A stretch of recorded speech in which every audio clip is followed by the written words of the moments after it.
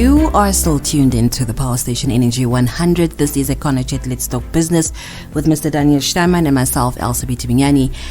We are talking about sport economics, but we have touched on Desert Dash, the logistics and how much money is put into, Desert Dash, which is just one of the big examples that we could use, in Namibia to be specific, because Desert Dash is one of our big sports events. Event. So using that as an example, how much money is being put in, also through sponsorship. A lot of banks also do sponsorship in this regard. But then also looking at it from an international point of view, how much money is actually put into sport events. And Mr. Daniel Steinman did tap into broadcasting rights. What do you mean when you say broadcasting rights, Mr. Steinman? Elsabe, to be able to generate any significant income from a big event, you have to be able to reach an audience. Because it's all about what we call ad spend, advertising money. And I'm very fond of using the Super Bowl in New York as an example. Those advertisements that vie for the top spot in the Super Bowl, the companies give their agencies a year in advance the instruction what it is that they want. We're going to go for the top spot in the Super Bowl and that 1 minute, it's actually slightly less than 1 minute, that video ad flights is costing them $2 million. So it's about 40 million Namibia dollar for a 2-minute video ad. And there are not that many people inside the Super Bowl. I think there would be about 80,000. Very similar to a big stadium in South Africa. Stuff or the size that we can relate to. But remember, everything there is broadcast. Same with the Olympics, same with the Rugby World Cup, the Soccer World Cup, the Cricket World Cup. The audience is not there next to the pitch. The audience is sitting cozily in their homes, sipping a beer, watching the TV, watching the game on their cell phone. So where do you reach the audience? You reach the audience in situ.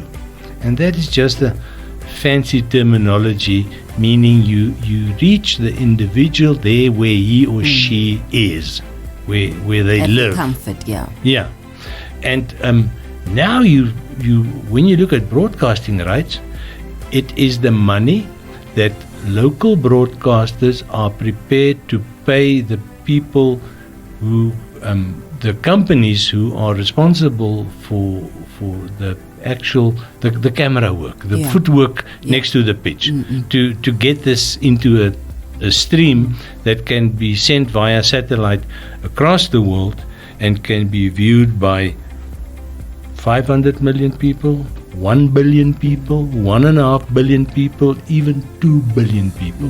With these big events, it's always advertised ahead of the time, almost as if the broadcasting companies want to brag about it.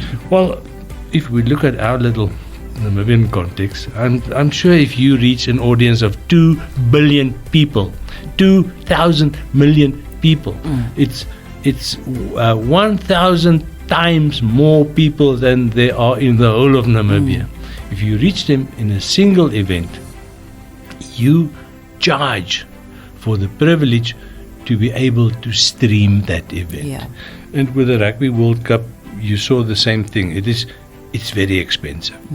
So unless you wanted, or unless you were prepared to go and reconnect your DSTV that you forgot to pay for the last 4 months or couldn't pay, you couldn't watch the Rugby World Cup, or you could only watch certain fragments of it delayed. Couple of hours later, if it was a minor game, if the big games, a day or two later, So for that privilege for the audience to watch big sport events live, your broadcaster have to pay. And that is where the big money lies. Because it's not only one in Namibia or two in South Africa or three in Angola, it's a couple of thousands of them across the world. And they all do the same thing. They pay the primary broadcaster. They are the secondary broadcaster. They are the local broadcaster. They pay the primary broadcaster who has the rights, who has to pay the World Rugby Union or the Olympic Committee or whoever for that right to have the cameras there. To take video footage of all the events and sell it on is the word that I want to use, because that's a principle that's easier word to understand. So, but because there you are reaching the big audiences, and the advertisements, they are flight in between and when there's rest time and between matches. So the big money is broadcasting rights, but it's generated by advertising. Easy as that. Yeah. Easy as that. I am actually glad that you did explain it to us in such a very interesting way for our listeners to understand. But just to before we say goodbye, Mr. Steinman, there's also one thing that I see that is creating a hype in Namibia, and that is, of course, sport betting. Can we just quickly touch on that before we say goodbye? Elsabe, sport betting is also in its infancy. And the few sport betting outlets that you have in Windhoek or in Swakopmund and in Oshakati, you can only bet on horse races in South Africa or even in Harare in Zimbabwe, or on sport events across the world. But there's an interface, there's a local interface where you can go and place your bet on the outcome of certain sport events, but you can't do that on any Namibian sport event. We are too small. There's no audience. Again, that whole thing, the guys who compete there on the pitch, you need them because they draw the crowd. But the money is in the crowd, not in the 30 people chasing a piece of inflated leather. My mother always said, I'll buy everyone his own rugby ball. Then they don't need to fight over one ball. So sports betting can be very big, but not for Namibian sport. And when I say that, I foresee that sport betting will grow, just like putting a wager on horse racing has been with us for 100 years. But what I want to see, and this is where the potential is, remember what I said, the audience is across the world. It doesn't need to be here. It would be nice to draw 50,000 people, but that is still peanuts. And there's just one sport that I want to mention. There are more, but we don't have time for all of them. And that is the windsurfers who set world records on that channel that they've dug at Luderitz next to the lagoon. That is a major event.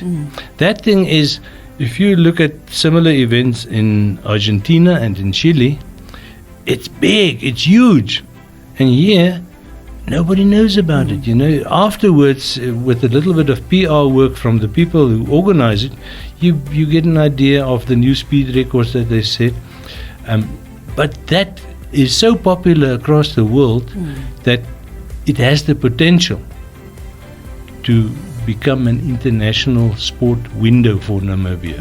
But if you take the Desert Dash and the breakdown I've given you, just taking a front end loader and digging a trench in the desert and filling it with seawater is not enough.